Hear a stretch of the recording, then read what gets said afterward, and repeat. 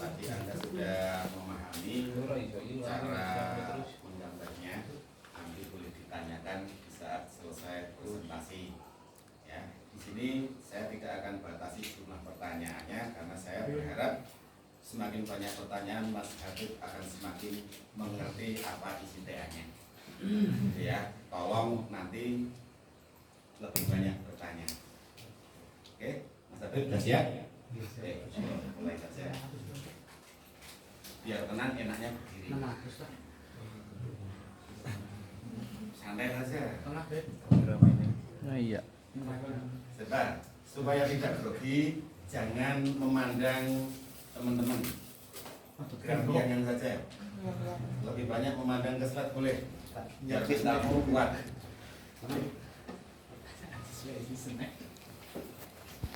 Ya, senang ya.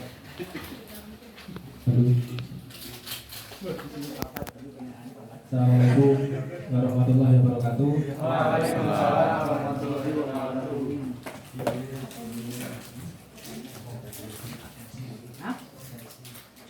Anak we aja Mas, nanti aja tenang we. Dia wong burung warga Bali. Ya kita nanti bicara.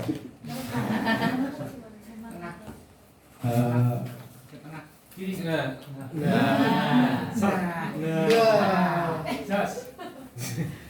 Sasana teknik. Selamat siang semuanya. Siang Kak. Selamat siang menjelang sore ya. Oke. Perkenalkan nama saya Habibur Malik, prodi Teknik Sipil semester berapa Mas? 12. Sekitar 11. Lagi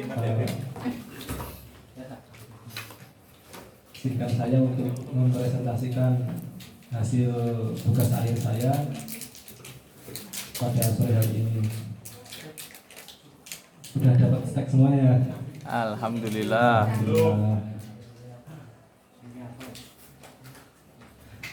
Mas Joko belum 2 Mas.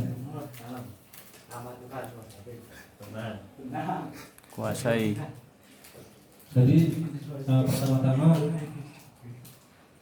judul ini terlihat ya. Ya. Bisa dibaca ya. Kopi Mas. Judulnya adalah redesign titik potensi kecelakaan Jalan Tol Semarang Solo seksi 3 Bawen Salatiga di kilometer 448 100 sampai 448 700 di sepanjang 600 meter kajian pada penelitian tugas akhir ini. Next one.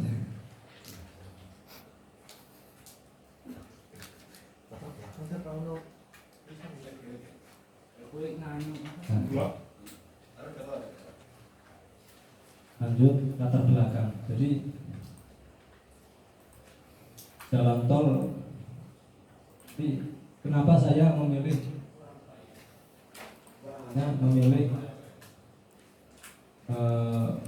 tugas akhir ini karena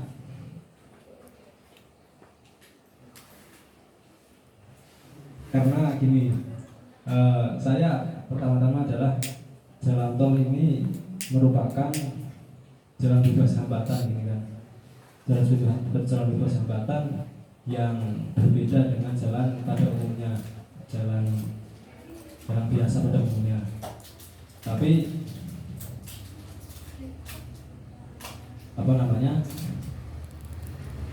tetapi perbedaan antara jalan tol dengan artinya kecelakaan itu tidak sebanding atau tidak disebabkan oleh jenis jalan, tetapi disebabkan oleh tingkatnya keimanan seseorang. Enggak. Jadi perbedaan antara jalan tol dengan jalan biasa ini diharapkan bahwasanya dapat meningkatkan mobilitas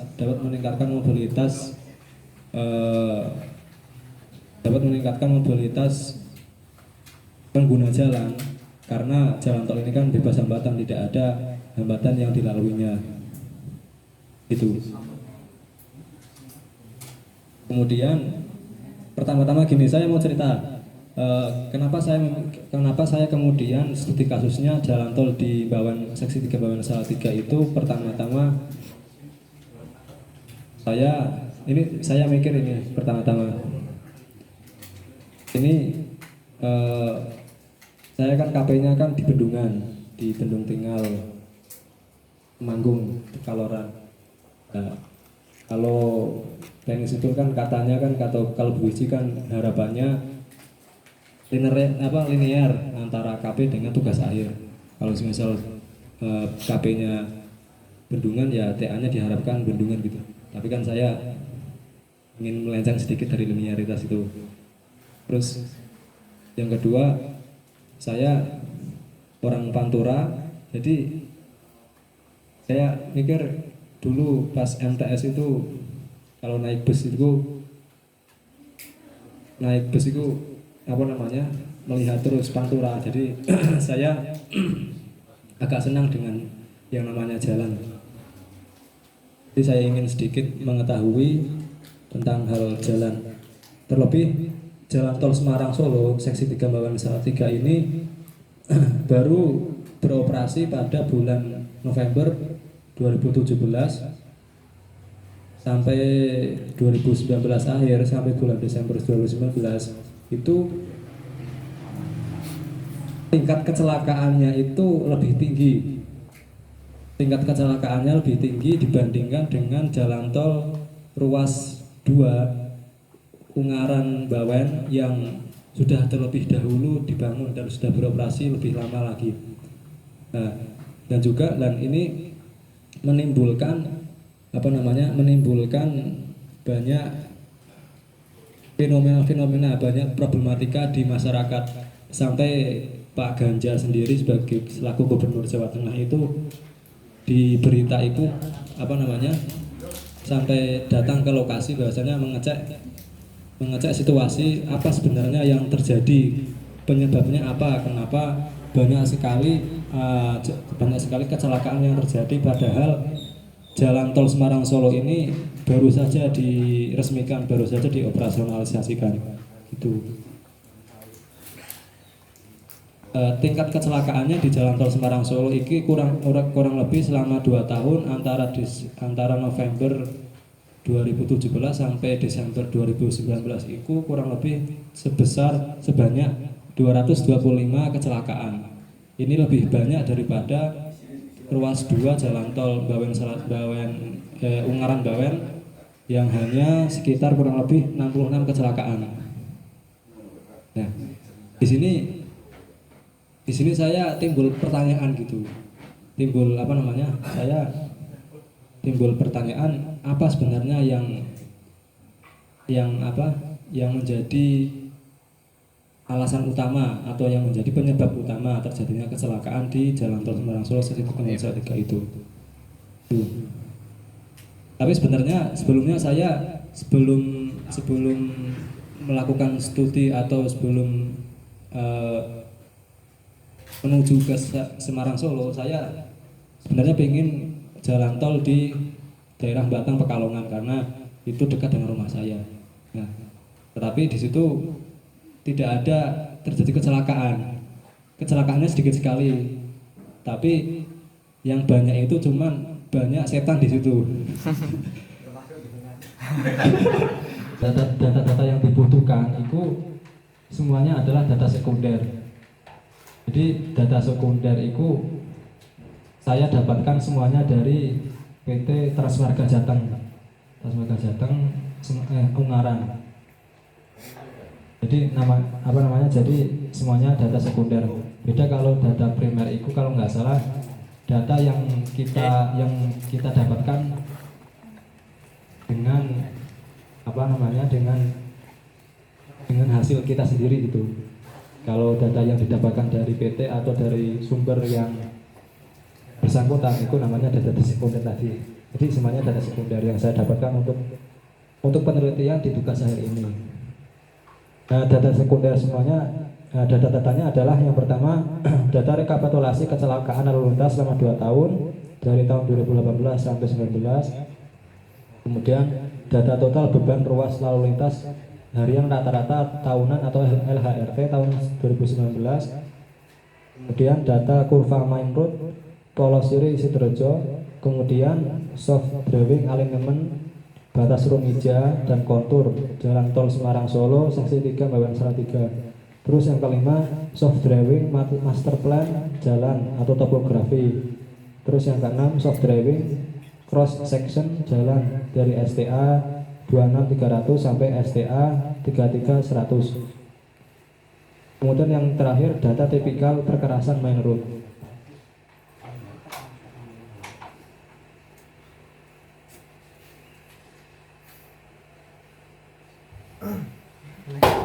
Yung.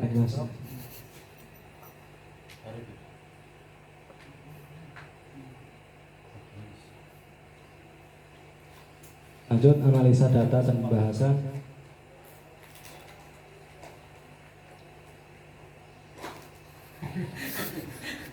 Jadi pertama-tama gini. Pertama-tama jadi Santai Mas, relax. yang saya lakukan adalah saya menganalisa data potensi kecelakaan yang sudah saya dapatkan. Jadi setelah saya sebutkan tadi latar belakang kecelakaan itu kan bentar.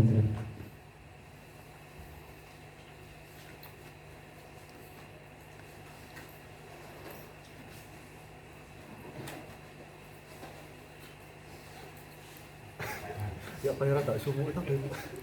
Tahlil.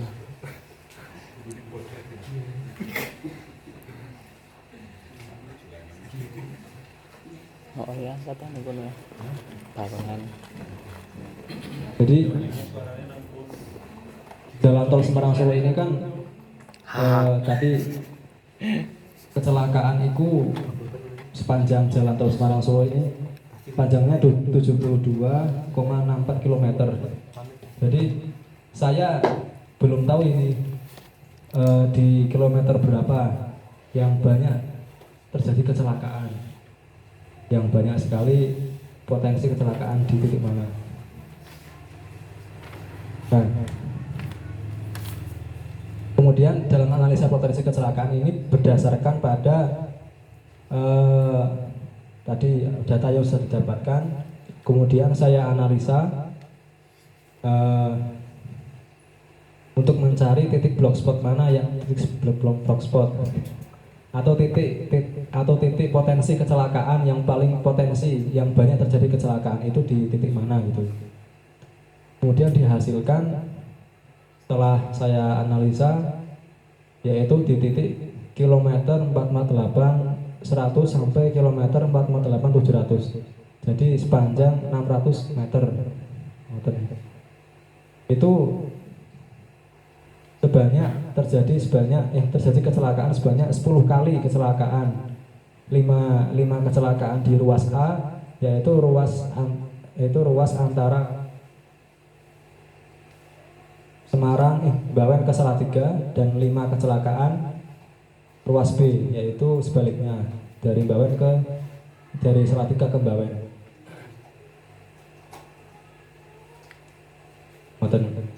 Jadi sebelum saya menetapkan titik potensi kecelakaan atau titik break spot itu saya analisa terlebih dahulu data-data yang sudah saya dapatkan itu untuk mencari titik break spot. Kemudian saya menghasilkan, kemudian saya tuliskan di judul skripsi. Lanjut Mas Randy.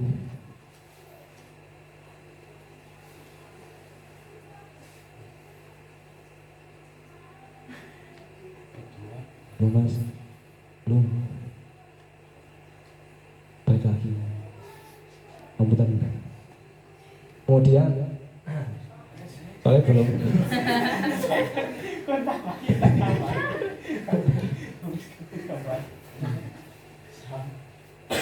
Kemudian yang kedua yaitu setelah saya memutuskan atau menetapkan kilometer menetapkan titik potensi kecelakaan, kemudian saya menganalisa data dari data LHRT atau lalu lintas harian rata-rata tahunan. Dan di situ dihasilkan bahwasanya di jalur A sepanjang 600 meter itu LHRT dihasilkan sebesar 377,793 kendaraan per hari. Di jalur B 347,793 kendaraan per hari. Kemudian dijumlahkan besar 684,909 kendaraan per hari. Nah, di sini di analisa ini untuk menetapkan tipe alignment vertikal dari jalan tol Semarang Solo ini, apakah bertipe datar ataukah bertipe pegunungan ataukah bertipe perbukitan. Nah, di sini dihasilkan bahwasanya jumlah tadi 684,909 ini kurang dari 1.450 kendaraan per hari untuk lajur 42D atau lajur dua jalur, empat lajur, dua jalur dengan median. Nah, di sini ditetapkan berdasarkan dengan ketentuan standar ketentuan itu bertipe alignment pegunungan. Jadi jalan tol Semarang Solo seksi 3 Salatiga itu berdasarkan yang hasil saya analisa itu bertipe alignment pegunungan.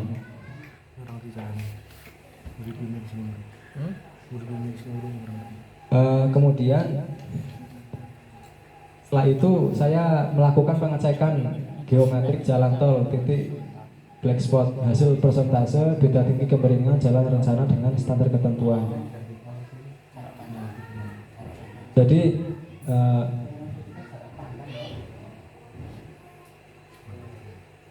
pemutusan melakukan pengecekan ini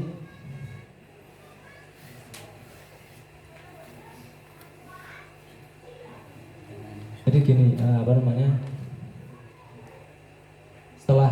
setelah menetapkan titik potensi kecelakaan, kemudian tipe alignment, kemudian saya melakukan pengecekan geometrik. Di sini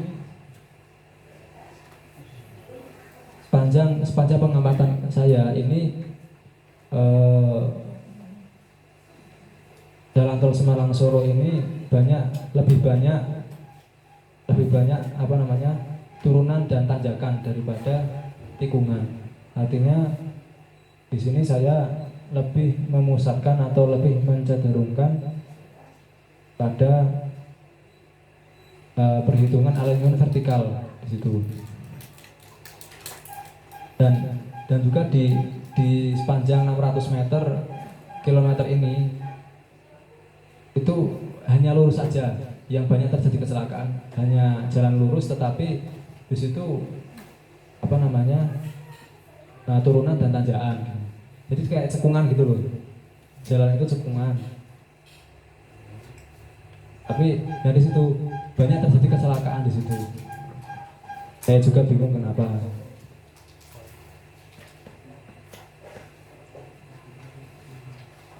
Nah, di situ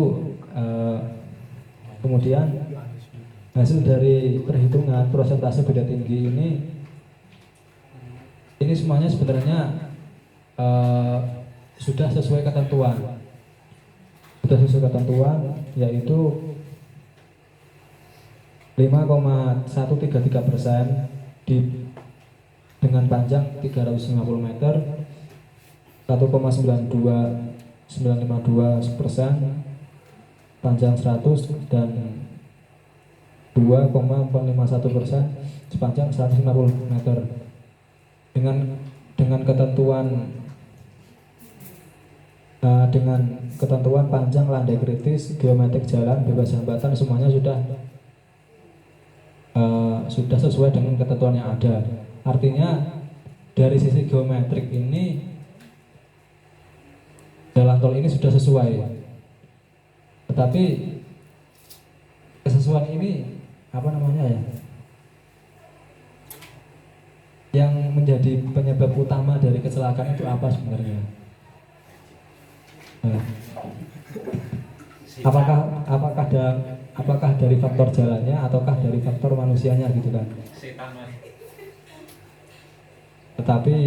Tetapi berdasarkan dengan apa namanya, data rekapitulasi data kecelakaan itu lebih banyak sekali kecelakaan yang terjadi akibat bukan akibat roda roda yang berputar. Aus apa kiri? Ceretan. Akibat apa namanya, akibat roda yang apa namanya, panas kemudian terbakar.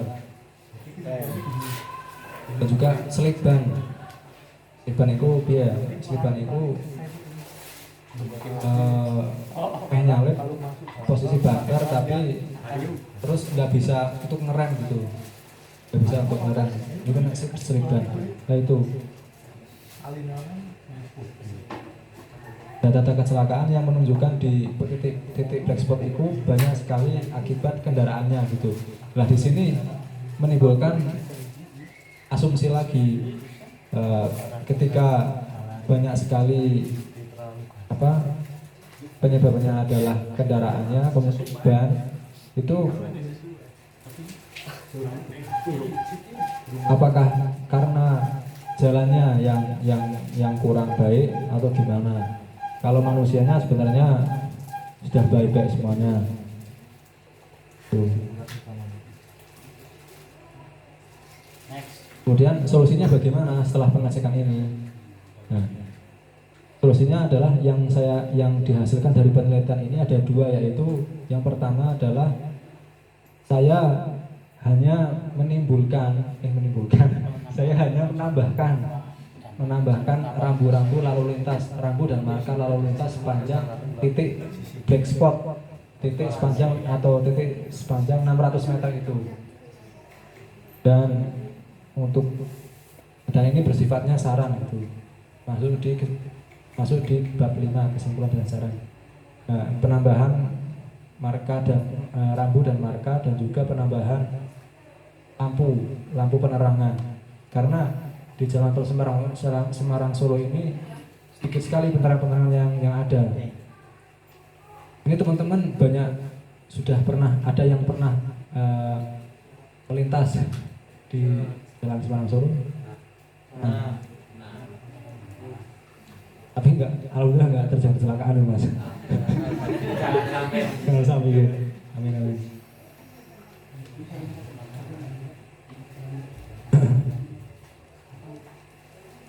Itu.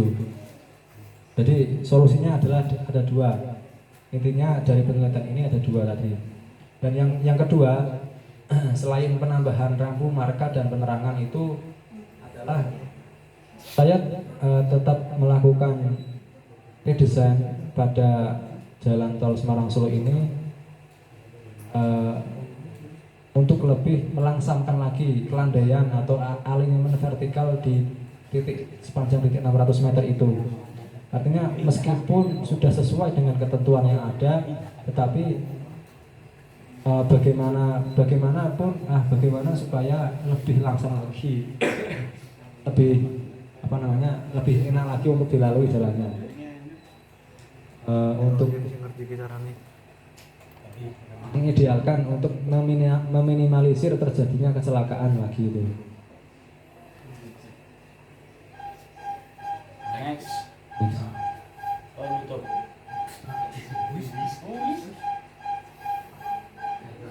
Enam slide, hitung slide.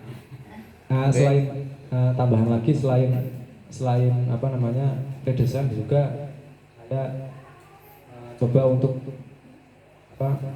membuat RAB, rencana anggaran biaya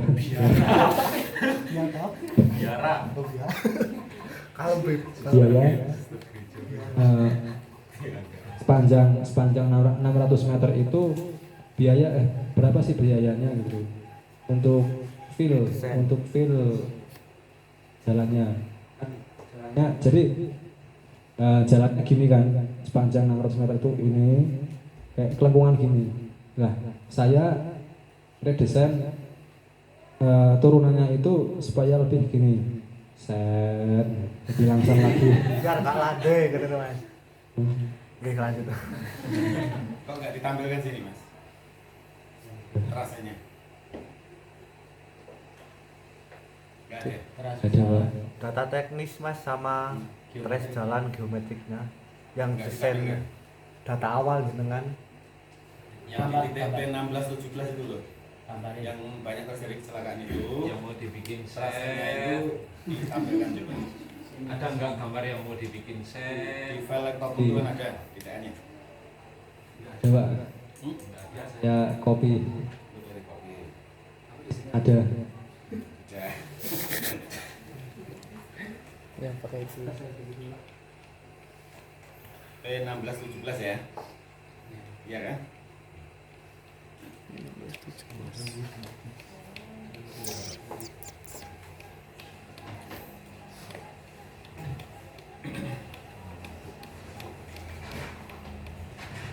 Nah gitulah. Ya terima kasih. Daripada nunggu ini nanti Ya. silakan kalau ada yang bertanya kalau apa kurang jelas dari penjelasan saya monggo ditanyakan supaya lebih jelas lagi. Terima kasih. Mohon maaf apabila ada kekurangan, apabila penyampaian saya apa mandek-mandek, mohon maaf. Terima kasih. Wassalamualaikum warahmatullahi wabarakatuh. Waalaikumsalam warahmatullahi wabarakatuh. Bawa pulpen ya mas? Catat pertanyaannya biar nggak mengulang.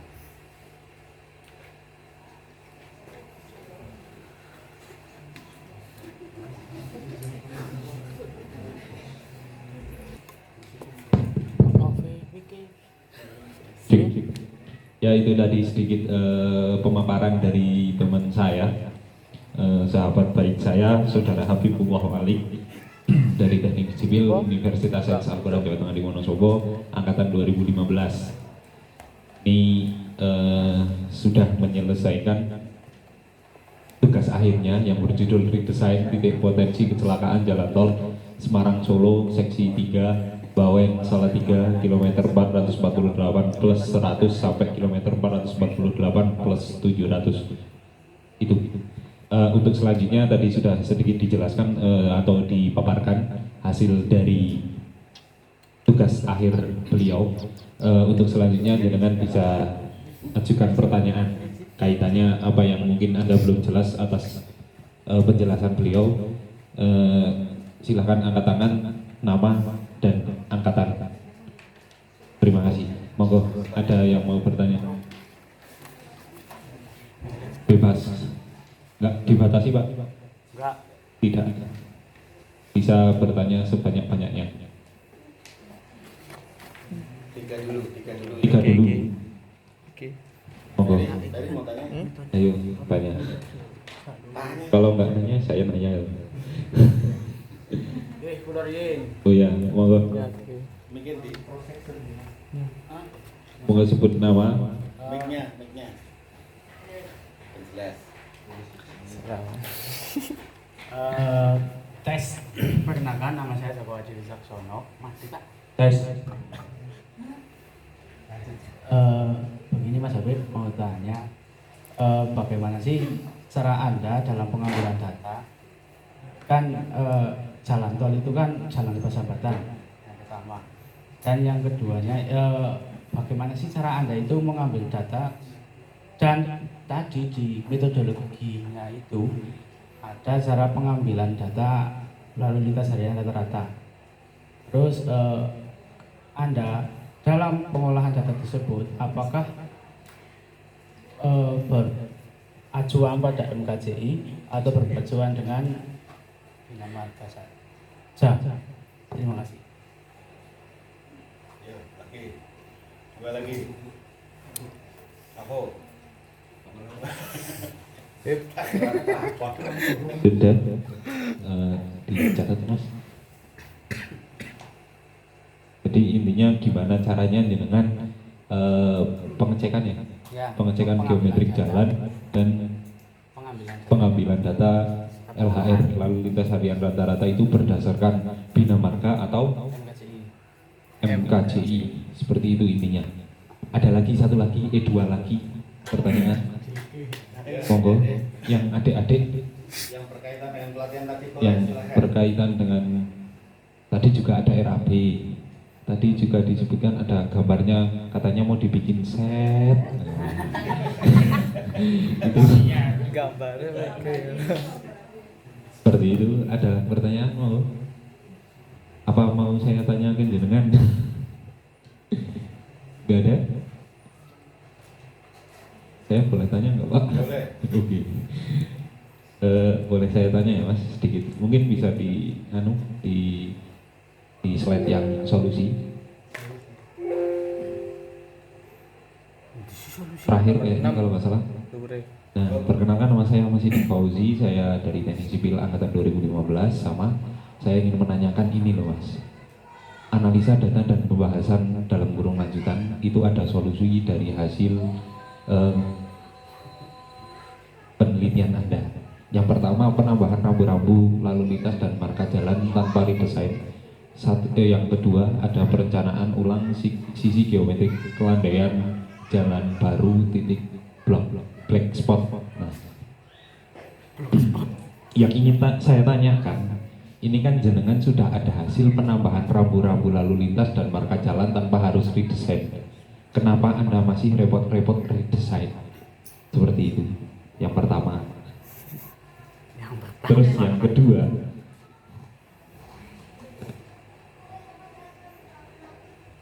ini maksud saya penambahan rambu lalu lintas ada sudah cukup, kenapa harus redesign? Itu kaitannya nanti sama kebutuhan RAPA jenengan terlalu besar, seperti itu Mas. Untuk yang kedua,